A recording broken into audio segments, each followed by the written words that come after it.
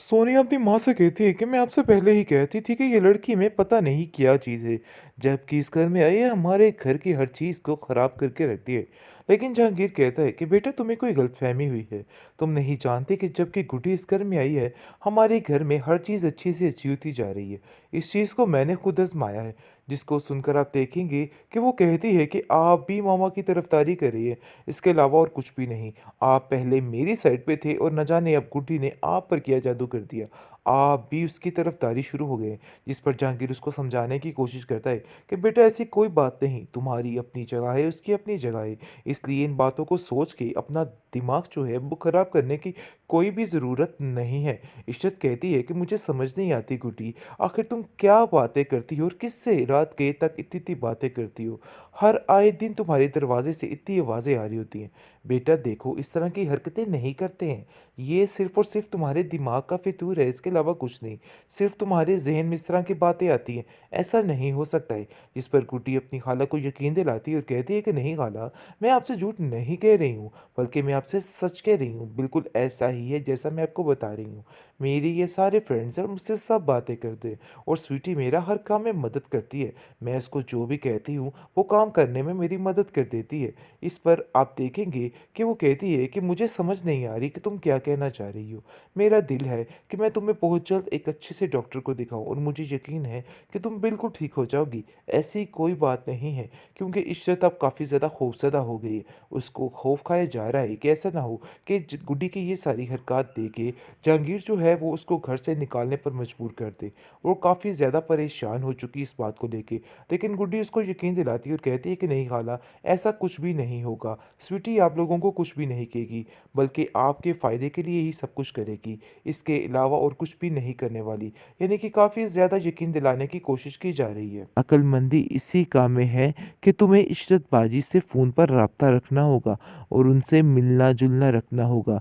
कहीं ऐसा ना हो कि हर सारे जो कुछ भी है जायदाद, उसकी अकेली वारिस इशरत बाजी ही ना बन जाए।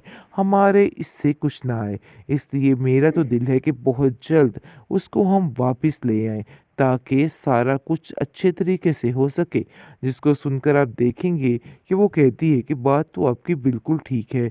मैं भी यही सोच रही थी कि हमें ये काम बहुत जल्दी करना होगा, क्योंकि अब वक़्त बहुत कम है और हमें अब उसके साथ बातचीत रखनी होगी। इसलिए वो बार-बार कॉल करती है और इशरत भी काफ़ी हैरान होती है कि आखिर शाज़िया इतनी ज़्यादा मुझसे अटैच कैसे हो रही है। हालाँकि जहांगीर ने तो उसके शोहर के साथ बहुत ही बुरा किया है, लेकिन फिर भी इतने मीठे अंदाज़ से बात करना बहुत ही मुश्किल काम है। तो आखिर ये मुश्किल काम कैसे सरअंजाम दे देती है।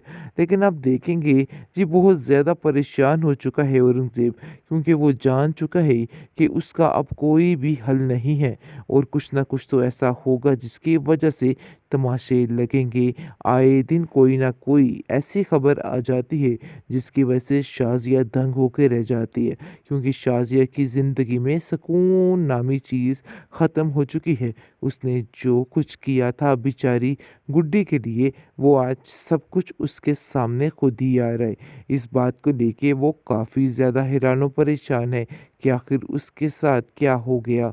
आखिर कब तक वो ऐसे ही रहेगी? कभी तो वो सोचती है कि गुड्डी को इस घर में वापस लाया जाए और कभी वो सोचती है कि बस थोड़ा और इंतज़ार कर लिया जाए, क्योंकि वो भी समझ नहीं पा रही है कि आखिर उसको क्या करना चाहिए और क्या नहीं करना चाहिए। गुड्डी मैडम ने अपने जलवे यहाँ भी बिखेरने शुरू कर दिए हैं।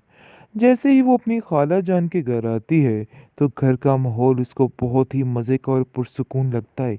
उसे ऐसा लगता है कि जैसे वो अपनी माँ के पास आ गई है और वो खुशी-खुशी हर काम करने को तैयार हो जाती है।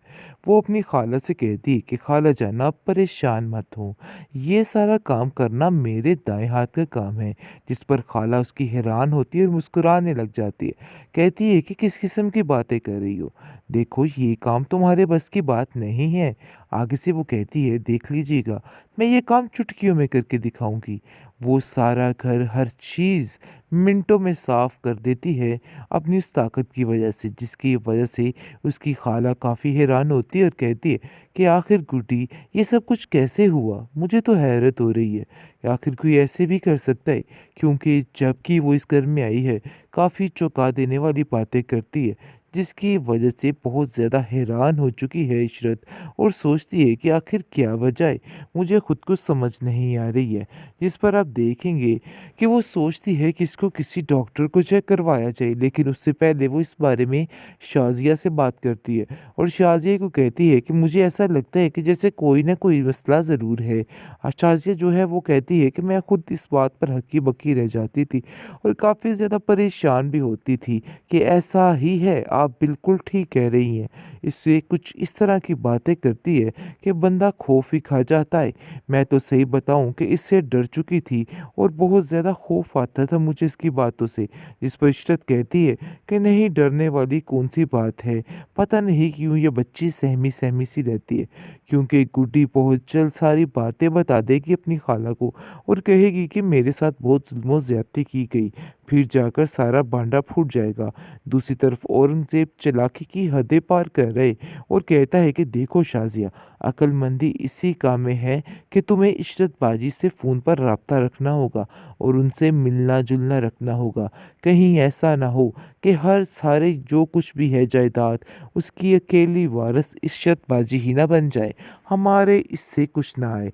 इसलिए मेरा तो दिल है कि बहुत जल्द उसको हम वापस ले आएँ, ताकि सारा कुछ अच्छे तरीके से हो सके।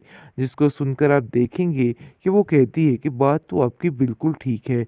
मैं भी यही सोच रही थी कि हमें ये काम बहुत जल्दी करना होगा, क्योंकि अब वक़्त बहुत कम है और हमें अब उसके साथ बातचीत रखनी होगी। इसलिए वो बार-बार कॉल करती है और इशरत भी काफ़ी हैरान होती है कि आखिर शाज़िया इतनी ज़्यादा मुझसे अटैच कैसे हो रही है। हालाँकि जहांगीर ने तो उसके शोहर के साथ बहुत ही बुरा किया है, लेकिन फिर भी इतने मीठे अंदाज़ से बात करना बहुत ही मुश्किल काम है। तो आखिर ये मुश्किल काम कैसे सरअंजाम दे देती है।